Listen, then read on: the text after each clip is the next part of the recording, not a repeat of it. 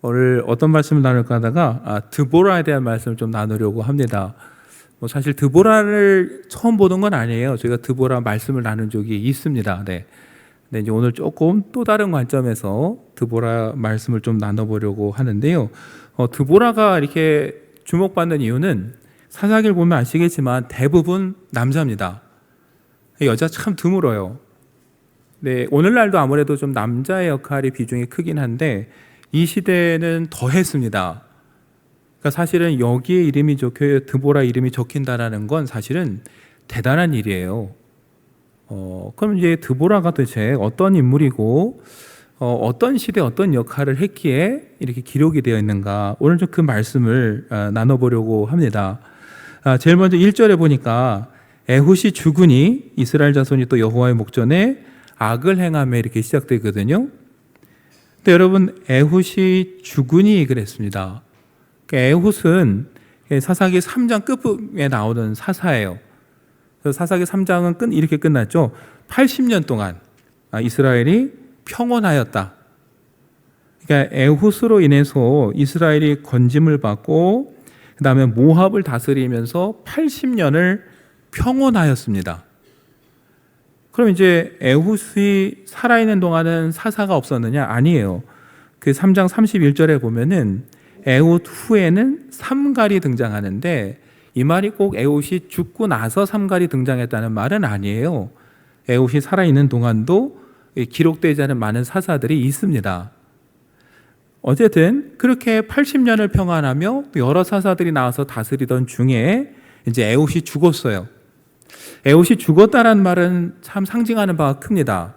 첫째는 80년의 평화를 유지할 수 있었던 사사가 에훗이 말 그대로 죽었다라는 것이고, 두 번째, 이 말에는 어떤 의미가 있냐면은 이스라엘을 영적으로 이끌어가던 지도자가 죽으면서 어때요? 이스라엘이 다시 영적으로 길을 잃었다라는 뜻이에요. 에훗이 죽은이라는 말은 에훗 한 사람이 죽었다라는 것과 동시에 이스라엘이 다시금 영적인 길을 잃고 방황하는 시기가 왔다라는 그 말이에요. 그래서 바로 그 뒤에 뭐라고 하는 거예요? 여호와의 목전에 악을 행하매. 아시는 대로 사사기는 이게 계속 반복되는 거예요. 여러분, 우리가 보기에 참 미련해 보이잖아요. 어떻게 이렇게 계속 몇백 년을 반복할까? 그런데 우리도 그렇습니다. 우리도 평안할 때 하나님 잊고 있다가 또 똑같은 실수를 반복해요. 저도 그렇지만 여러분 되돌아보면 제가 늘 드리는 말씀이 있잖아요. 우리는 새로운 실수를 잘 하지 않아요. 하다 보면은 내가 꼭 걸려지는 문제는 늘 비슷해요. 여러분, 출애굽기를 봐도 이스라엘이 어떻습니까? 애굽을 나와서 광야를 가는 여정을 보면 그 모습이 여지없이 드러나요.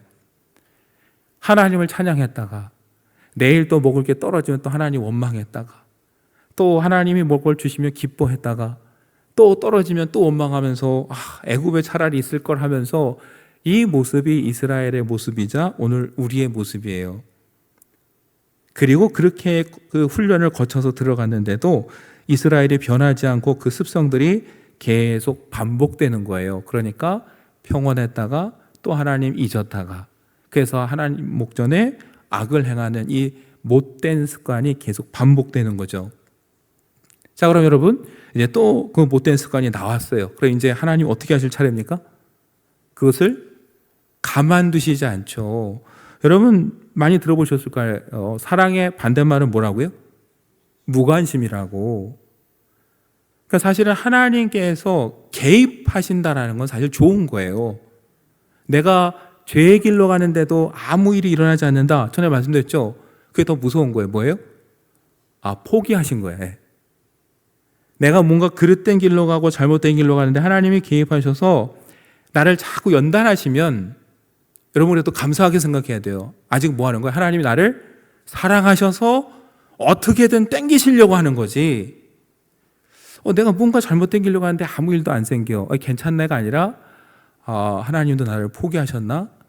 이러면 정말 두려운 건 무관심이에요. 그러니까 여러분, 하나님이 사랑하시는 이스라엘 백성이 여호와의 목전에 악을 행하고 자꾸 그릇 땡기려고 하고 우상을 섬겨요. 그럼 하나님이 하실 일은 하나예요. 개입하시는 거예요.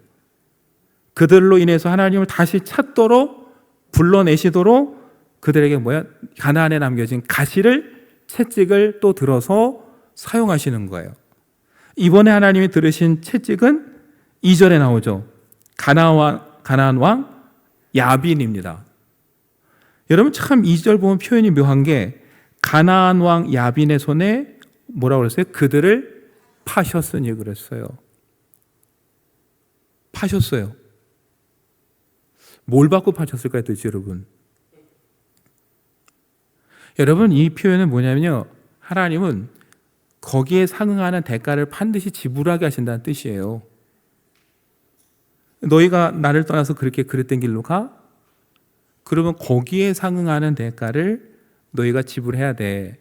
그게 뭐예요? 그래서 팔린 거예요. 야빈의 손에 팔렸어요. 그래서 여러분, 그 장장 3절에 보니까 어때요? 20년 동안 야빈 아래서 고난을 겪게 됩니다. 여러분, 야빈이 얼마나 강했는지가 3절에 나오는데 철병거 900대가 있었다 그럽니다. 이 시대의 철병거는 어마어마한 무기예요. 오늘날 탱크와 장갑차 같은 이거를 900대나 갖고 있다는 건 이스라엘로서는 아주 엄청나게 두려운 일이에요. 감히 나가 싸울 엄두도 내지 못하는. 그러니까 꼼짝 못하고 그 속에서 20년을 보내는 겁니다. 3절에 보시면 20년 동안 이스라엘 자손을 심히 학대했으므로 그랬어요. 그런데 그냥 우리 학대했으므로인데 이 말의 원어를 보면은 뭐냐면은 포도주 틀에 넣고 완전히 밟아 으깨는 뜻이에요. 얼마나 여러분 고통이 심했는지 느낌이 오시죠? 학대를 당했는데 그냥 포도주 틀에 포도를 다 때려놓고 밟아서 으깨서 포도즙을 짜내듯이 그냥 이스라엘을 쥐어짰어요. 장장 20년을. 그러니까 그제서 어떻게 돼요? 이스라엘 자손이 여호와께 부르짖었더라. 여러분, 우리 성경에 그냥 심히 학대했으므로 이스라엘 자손이 여호와께 부르짖었더라 했는데요. 원래 의미를 세번역 성경이 더 살렸는데 이렇게 돼요. 심하게 억압하였다. 그래서 이스라엘 자손이 여호와께 부르짖었더라. 여러분, 그러니까 뭐예요? 평안할 때 하나님 잊어버렸어요. 비로소 포도주 틀에 넣고 밟듯이 쥐어짜서 고난을 겪게 되니까 어떻게 해요? 너무 힘들어서 그래서 하나님을 찾는 것. 여러분, 이것도 딱 우리 모습 아닙니까? 평안할 때 하나님 잊어버렸다가 고난이 오기 시작하면 비로소 고난 때문에 또 하나님을 찾는 게 우리죠. 여러분, 근데 고난 가운데 고난 때문에 하나님을 찾는 것도 다행이에요. 특히 어떻게 해야 돼요? 빨리 찾는 사람이 지혜로운 사람이에요. 근데 여러분, 이스라엘은 이 3절 말씀만 놓고 보면 얼마 걸렸어요? 20년. 여러분, 20년 왜 버텼을까요?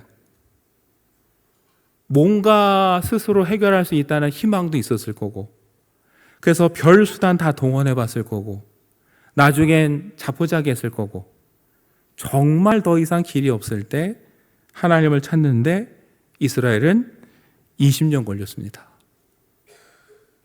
여러분은 얼마 걸리세요?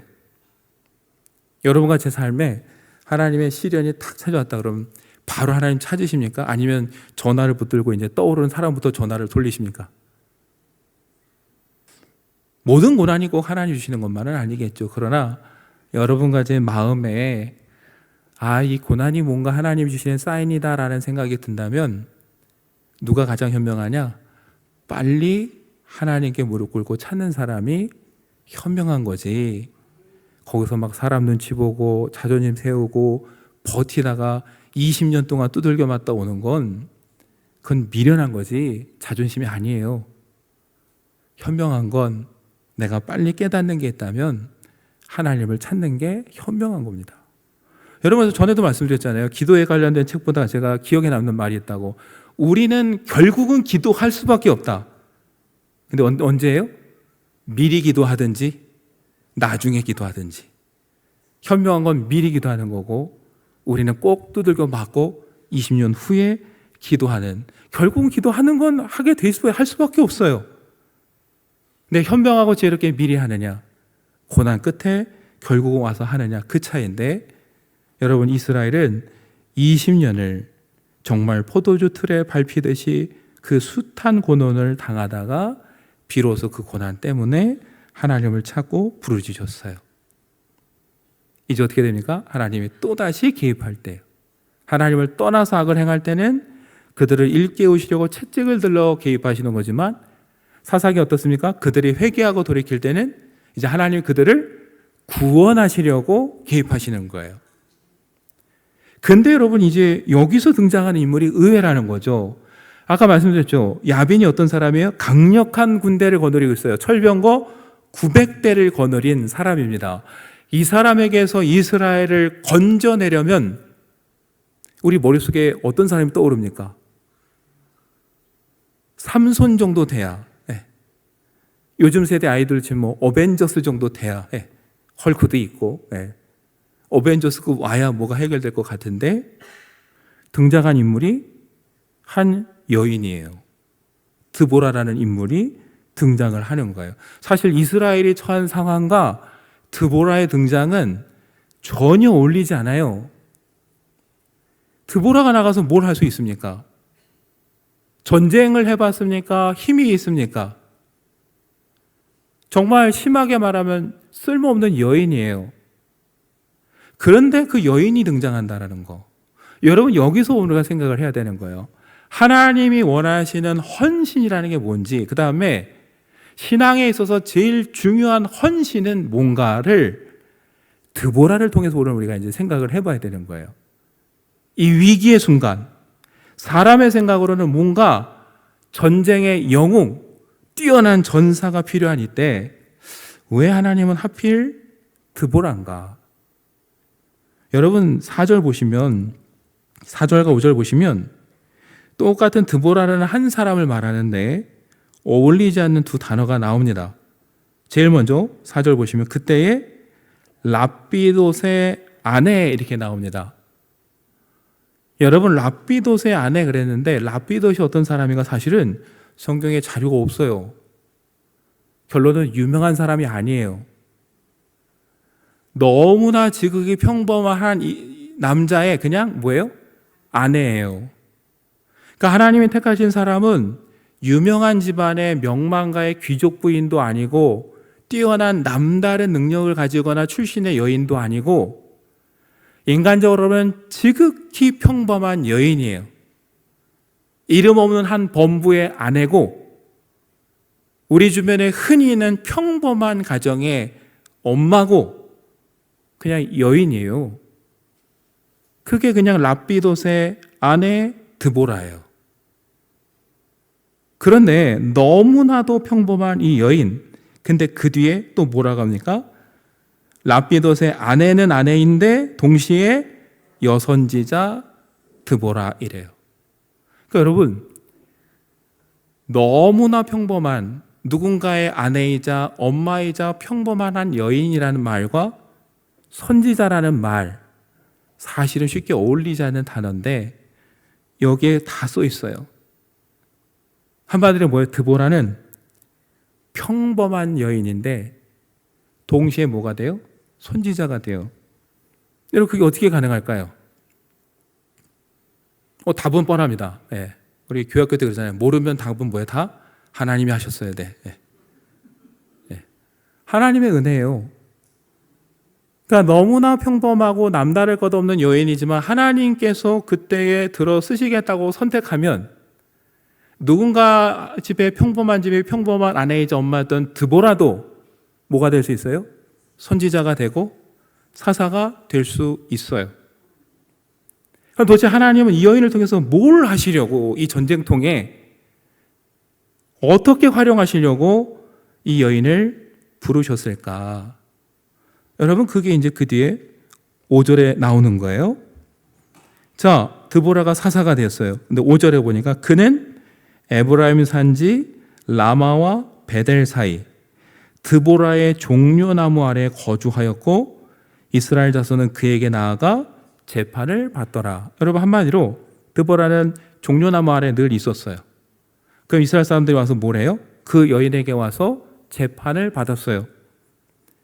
여러분 그래서 사사기라고 우린 그러잖아요. 근데 어떤 성경은 판관기라고도 해요. 뭐냐 재판관, 판관이에요. 그러니까 사사의 중요한 역할은 전쟁만 하는 게 아니라 재판도 다스리는 것도 포함돼서 공동번역 성경은 사사기라고 찾으시면 안 나와요. 판관기라고 나와요. 여러분 그러면 재판과 다스리는 건 누구의 능력으로 할까요? 하나님이 주시는 지혜로 하는 거예요. 그 나무 아래서. 여러분 왜 하필 나무 아래일까요? 여러분 나무 아래 있는 사람 하면 떠오르는 인물이 성경에 예수님의 제자 중에 한 사람이 있죠. 예, 알듯말듯 지금 나다나엘입니다. 바돌로메라고도 하는 나다나엘. 여러분 복음서에 보면은 마테마가 누가에는 12제자 명단 중에 바돌로메가 있어요. 근데 요한복음에 보면은 바돌로메라는 이름이 안 나오고 나다나엘이 나와요. 두 사람은 같은 사람이라고 봅니다. 왜냐하면 바돌로메가 아들이란 뜻이에요. 누구의? 돌로메의 아들. 그래서 바돌로메예요. 디메오의 아들이 그래서 뭐예요? 바디메오예요. 그래서 돌로메의 아들인 나다나엘 같은 사람일 거라고 보는 거예요. 여러분 요한복음 1장 47절 48절 보면 이렇게 기록합니다. 예수께서 나다나엘이 자기에게 오는 것을 보시고 그를 가리켜 이르시되 이는 참으로 이스라엘 사람이라 그 속에 간사한 것이 없다. 나다나엘이 이르되 어떻게 나를 아시나이까? 예수께서 대답하여 이르시되 빌립이 너를 부르기 전에 네가 어디에 있어요? 무화과 나무 아래에 있을 때에 보았노라. 물론 나무의 종류는 다릅니다. 드보라는 종려나무고 나다나엘은 무화과 나무고. 그렇긴 한데 왜 둘 다 나무 아래일까? 예수님 도대체 무화과 나무 아래 이제 떠나서 보았다는 것은 무슨 의미일까? 여러분 그 회당이 없는 작은 마을에서 토라 말씀을 배우고 기도하던 장소는 어디냐면은 나무 아래예요. 여러분 예전에 시골에 가면 시골 입구에 가면 꼭 큰 나무 하나 서 있잖아요. 예, 온 동네 어르신들 거기 평상 피고 모였듯이. 그러니까 이스라엘의 마을의 입구에 회당이 없는 마을, 회당이 있을지라도 그럼 그 동네에 어르신들이 모여서 말씀을 읽고 배우고 기도하고 모여서 중요한 거 결정하고 회의하는 장소가 어디예요? 나무 아래예요. 그러니까 예수님이 나다나엘에게 무화과 나무 아래 있을 때 내가 너를 보았다라는 건 무화과 나무 아래 그늘에 앉아서 말씀을 읽고 기도하며 메시아를 기다리던 너를 내가 이미 그때부터 지켜봤다 그 얘기예요. 그래서 바로 나다나엘이 무릎 꿇고 예수님을 주라 시인하며 따르게 되는 거예요. 그러니까 나무 아래에 있다라는 건 여러분 그래서 중요한 의미예요. 이스라엘 사람들에게 그냥 나오는 말이 아니에요. 특별히 여러분 드보라는 어느 나무라고 그랬죠? 종려나무예요. 종려나무 이스라엘을 상징합니다. 또 묘하게 제 이름의 뜻이 재미난 게 종려나무를 또 거기 종려나무에서 시럽과 같은 달달한 진액이 나온다 그래서 꿀나무라고도 불렀어요. 우리가 하나님의 말씀을 뭐라고 그래요? 꿀송이처럼 달다고 하는데 묘하게도 이스라엘을 상징하는 꿀 같은 진액이 나온 꿀나무 아래에 드보라가 있어요. 여러분 드보라의 이름 뜻은 뭔지 아세요? 벌입니다. 벌. 그러니까 꿀나무 밑에 벌이 앉아서 그 꿀을 어떻게 해요? 갖다 주는 거예요. 누구에게요? 이스라엘 백성에게. 참 일부러 하셨는지 모르겠지만 성경에 묘한 그 뜻이 그 속에 담겨져 있는 거예요. 여러분 그러니까 종려나무 아래 재판을 했다라는 건 드보라가 어떤 일을 했냐면요. 결국 이스라엘 백성에게 뭘 선포하고 있는 거예요? 말씀을 가르치고 있는 거고 하나님이 주신 말씀을 통해 그 지혜로 재판을 해주고 있는 거예요. 여러분, 아까 말씀드렸죠. 이 전쟁은 왜 시작됐습니까? 이스라엘이 하나님을 떠나서요. 여호와 목전에서 악을 행했기 때문이에요. 그래서 하나님이 징계로 일으킨 전쟁이에요. 이 전쟁은 하나님이 시작하셨기 때문에 전쟁을 끝내실 수 있는 분도 하나님이에요. 그 하나님 원하시는 건 지금 뭐예요? 이스라엘이 하나님께 돌아오는 거예요. 드보라를 통해 나가서 싸울 수 있는 힘을 주시는 게 아니라 하나님께 돌아오도록 이 벌을 통해 꿀송이 같은 말씀을 주시는 거고, 칠흑과 같은 흑암 속에 있는 이스라엘에게 횃불을 든 드보라를 통해서 말씀의 빛을 비추면서 깨닫고 돌아오라는 거예요. 왜요? 전쟁은 하나님께 속한 것이기 때문에 하나님이 그들을 돌이켜서 오기만 한다면은 누구를 나가 싸우게 해도 이기실 수 있는데, 그들이 깨닫지 못하고 돌아오지 아니하면 누가 나가서 싸워도 이 전쟁은 또 안 되는 싸움이에요. 그래서 우리의 생각과 다르게, 우리의 기대와 다르게 하나님은 드보라라는 너무나 평범한 여인을 통해서 말씀을 읽고 하나님으로부터 멀리 떨어진 이스라엘 백성에게 말씀을 전하고 말씀을 선포하고 기도하게 하시고 말씀으로 그들을 재판하고 다스리시면서 어떻게 해요? 그들의 마음을 하나님께 돌아오도록 만들어가고 있는 거예요. 여러분, 알고 보면 그럼 어때요? 한 영혼을 구원하는 일의 가장 큰 헌신은, 모든 헌신이 소중하지만 어떤 헌신을 해야 됩니까? 우리가 말씀을 전하고 가르치는 헌신을 우리가 하는 것이, 이게 진짜 한 영혼을 구할 뿐만 아니라 때로는 나라를 살리는 일이라는 것을 기억을 해야 됩니다. 여러분, 이스라엘은 드보라를 통해 구원받았지 다른 것 통해 구원받지 않았어요. 전쟁은 하나님께 속한 거였고 하나님이 원하시는 건 이스라엘에 깨우쳐 돌아오는 거였어요.